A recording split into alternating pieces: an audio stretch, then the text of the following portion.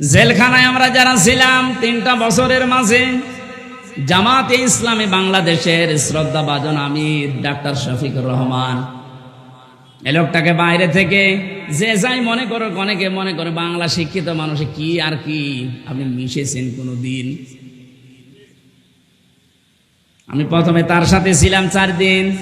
মানুষ যে এত নরম হতে পারে, অথচ তো আমার মতো হামসানা, সারা দেশের জামাত ইসলামের মতো এত বড় সংগঠনের আমির, তার যে ব্যবহার, তার কমল সে এত হৃদয়, এত নরম। আমি হাত তুলে বসে আছি, আমার কোনো কান্নার ভাব নেই, অথচ লোকটা হাত তুলতে দেরি হতো, চোখে পানি আসতে দেরি হতো না।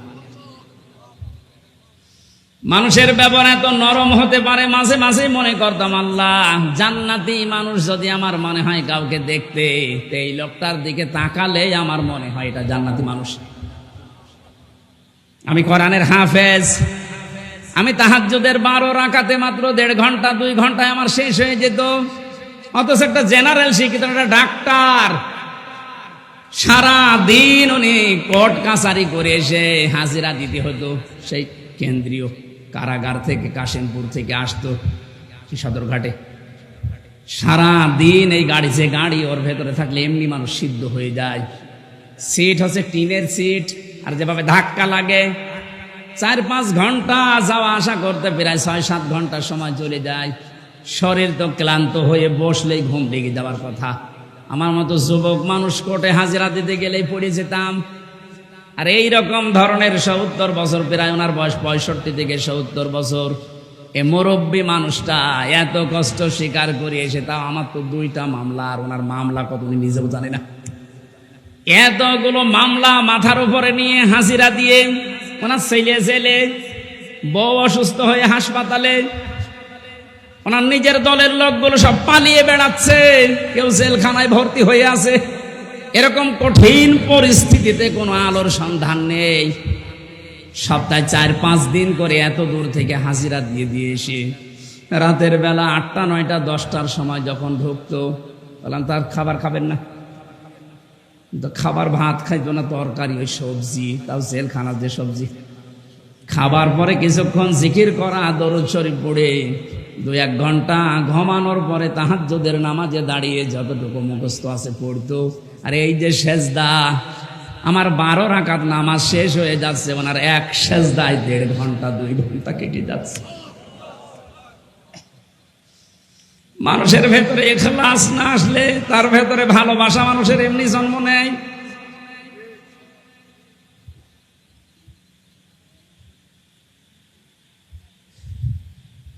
হাসানা দুনিয়ায় আপনি পাননি, আপনার ব্যবহারে মানুষ আপনার থেকে আরো দূরে চলে যায়। কোরআনে কারীম জানাচ্ছে, ওয়াকুলু লিন-নাসি হুসনা। হে নবী, মানুষের সাথে যখন কথা বলবেন হাসি মুখে কথা বলবেন, তাহলে একটা সাদগা দেওয়ার সওয়াব হবে। আল্লাহকে এখানে জানিয়েছে যে মুসলমানদের সাথে যখন কথা বলবেন হাসি মুখে বলবেন। লিন-নাসি লিল মুসলিমিনা দেয়নি। আমরা যারা দুনিয়ার হাসানা কামনা করি, খালি দোয়া করি, আল্লাহ দুনিয়ায় হাসানা দাও, দুনিয়ায় হাসানা দাও, 1 নাম্বারটা তো এখনো পর্যন্ত পেলাম না। আমার ব্যবহারটা নম্র হওয়া লাগবে, আমার ব্যবহারটা নরম হওয়া লাগবে, তাহলে দুনিয়ার হাসানা আমরা পাবো। 2 নাম্বারে একটা করে সব বলতে গেলে তো আয়াত শেষ হবে না, আবার 12টাও বেজে যাচ্ছে। খুব তাড়াতাড়ি সামারাইজ করে বলছি, কেউ যদি মনে করে যে দুনিয়ার হাসানা পেয়েছি, তাহলে সে যেন তার স্ত্রী, উত্তম স্ত্রী তার ঘরে আনতে পারে। উত্তম স্ত্রী কোনটা? যেটা সব সময় সিরিয়াল দেখে, স্বামীর মুখে মুখে তর্ক করে, কোন জিনিস কম পড়লে শুধু বরদোয়া দেয়। ফেরাউনের স্ত্রী হযরত আসিয়ার জীবনে পড়েছি, পৃথিবীতে যত কঠিন স্বামী আছে তার মতো এরকম ভয়ঙ্কর স্বামী কারো কপালে জোটেনি, জুটবেও না। এত বড় ভয়ঙ্কর ছিল রোগটা। নিজের স্ত্রীর হাতের ভেতরে প্রেক লাগিয়েছে, পায়ের ভেতরে শলাকা দিয়েছে, মাথার উপরে গরম তেল ঢেলে দিচ্ছে, মানুষজনকে দিয়ে কাপড় চোপড় সব খুলিয়ে উলঙ্গ করেছে। পৃথিবীর কোন স্বামী তার স্ত্রীর সাথে আচরণ করেছে আমি শুনি নাই, পড়িও নাই। অথচ মহিলার সাথে যখন এগুলো করা হচ্ছিল, জিবরাইল এসে জান্নাত সামনে ধরেছে। উনি তো বলতে পারতো ঠিক আছে আমি জান্নাতি চাই, বলেননি। আল্লাহকে ডাক দিয়ে বলেছিলেন রব্বি নাজ্জিনি, হে আল্লাহ তুমি আমাকে বাঁচাও আমার এই স্বামী এবং স্বামী যাদেরকে দিয়ে আমার উপরে অত্যাচার করাচ্ছে তাদের কবল থেকে তুমি আমাকে বাঁচাও, কিন্তু তুমি রাগ করে আমার স্বামীর উপরে গজব দিও না। নরসিংদের মা বোনেরা, কত বড় ভয়ঙ্কর অবস্থায় আছে আপনি একটু নিজেকে দাঁড় করান ওই জায়গায়। এত বড় কঠিন অবস্থায় থাকার পরেও শুধু নিজেকে বাঁচানোর আহ্বান জানিয়েছিলেন, মাবুদ তুমি আমাকে বাঁচাও কিন্তু আমার স্বামীর ওপরে তুমি গজব দিও না। আর আপনি একটা সাবান কম হলে বরদোয়া দেন, আপনি মানুষ।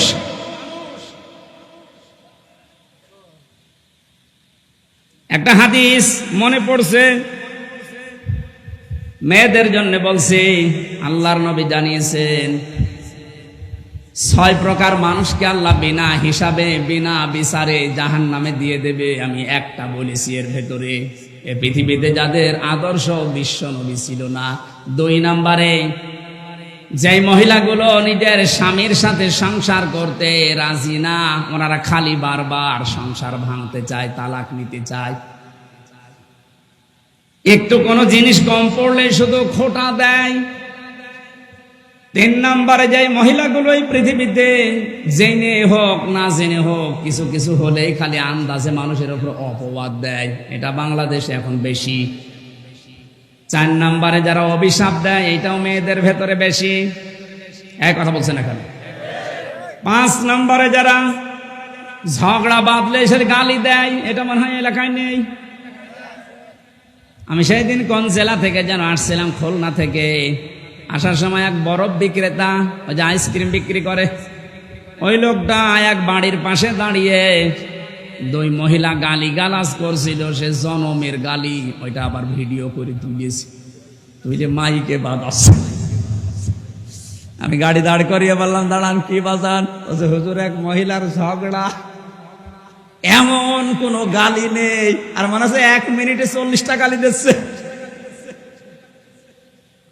মেয়েরা যারা এসেছেন, যত রাগ হোক গালি নিয়ে আসবেন না মুখে, কারণ মুনাফিক যারা, তাদের 4টা চরিত্র: কথা বললে মিথ্যা বলে, ওয়াদা করলে খেলাফ করে, আমানত রাখলে খেয়ে ফেলে, আর ঝগড়া হলেই গালি দেয়। এলাকায় গালি দেন কার? হাত তোলেন তো। এই ওয়াজ মনে হয় এই এলাকায় করা ঠিক না, কারণ এই এলাকায় গালি নেই। এরপরে যাদের হৃদয় কঠিন হয়ে যায়, ওই যে নরম হৃদয়ের মালিক তো হাসানা পায়, হৃদয় আবু সেহেলের মতো কঠিন হয়ে যায়। আমার মাঝে মাঝে এই পয়েন্টটা নিয়ে মনে হয়, আল্লাহ যারা আয়না ঘর বানিয়েছে দুনিয়ায়, তাদের হৃদয় তুমি কি দিয়ে বানিয়েছো? একটা লোককে আপনি 1-2 ঘন্টা 5 ঘন্টায়, 1 দিন 2 দিন রেখেও তো ছেড়ে দিতে পারতেন। 8 বছর 10 বছর রেখে দিয়েছে, দুনিয়ার মানুষ জানেও না যে বেঁচে আছে, মরে গেছে। তাও যদি ওখানে জামাই আদরে রাখতো তাও তো হইতো। আমার সাথে যে আলেম ছিল মুফতি ফখরুল ইসলাম, ও ভাই আমারে বলছিল যে আমারে র্যাবে মাটির নিচে নিয়ে এই পায়ের ভেতর দিয়ে হাত দিয়ে ওই যে বড় বড় শিক আছে, ওই শিক ধরিয়ে তালা লাগিয়ে দিয়েছে। শোয়া কি জিনিস আমি কোনোদিন বুঝি নাই। মাঝে মাঝে ভাবতাম, আল্লাহ আমাকে যত শাস্তি দেয় দিক, যদি একটু শুইতে দিত। বাস্তবতা কোথায় গিয়ে ঠিকেছে দেখেন। এমনিতেই যদি বসিয়ে রাখে ওই কবরের মতো জায়গায়, তাই তো পাগল হয়ে যাওয়ার কথা। এরপরে খাবারের যে সিস্টেম, যে খাবারই দিত মনে তো কেউ খেয়ে মনে হয় দিচ্ছে মাকানো খাবার। একটা বাটির ভেতরে 4-5 রকমের তরকারি দিয়ে, ডাল দিয়ে খা, এটা খাওয়া যায়? আর এইভাবে বাঁ পায়ের ভেতর দিয়ে হাত দিয়ে যদি আপনি এখানে দরজার সাথে যে গ্লাফ আছে, এইটা ধরে যদি আপনাকে এই হ্যান্ডকাপ লাগিয়ে বলে বসে থাকেন, টয়লেটে যাবেন সর্বোচ্চ 1.5 মিনিট সময় পাবেন। এভাবে যদি আপনি 5 দিন 7 দিন 10 দিন কষ্ট দিয়েও বলতেন যা সংশোধন হয়ে যাবে, ছেড়ে দিলাম, একটা মানুষকে আপনি 8 বছর 10 বছর রাখলেন, আপনার মনের ভেতরে কোনো কোনো কিছু আসে নাই। আপনি আর মানুষ নেই, আপনি জানোয়ারের চাইতেও খারাপ হয়ে গেছেন। আল্লাহ যদি সব বিষয় আপনাকে মাফ করে দেয়, আয়না ঘরের কারণে আপনার বিচার হবে। যারা এর সাথে জড়িত প্রত্যেকের বিচার এই মুহূর্তে এক্ষুনি করা দরকার। আর কিয়ামত পর্যন্ত আয়না ঘর নামে বাংলাদেশে যেন কোনো কিছু না হয়। এই কথা বলে না কেন? এদের শাস্তি যদি ত্বরান্বিত করা না হয়, পরবর্তীতে কোন জালেম যদি আবার দেশে আসে, ওরাও কিন্তু আবার এরকম কিছু করবে। দোয়া করেন বারবার, আল্লাহ তুমি আমাকে হাসানা দাও। তো হাসানা আপনি কি নিচ্ছেন? আপনার হৃদয়টা এখনো পাথরের চাইতেও শক্ত। স্ত্রী হিসাবে যাকে নিয়ে এসেছেন, চারটা জিনিস দেখার জন্য নবীজি বলেছিলেন যে বংশ দেখবা, চেহারা দেখবা, সম্পদ দেখবা, আর দিনদারি দেখবা।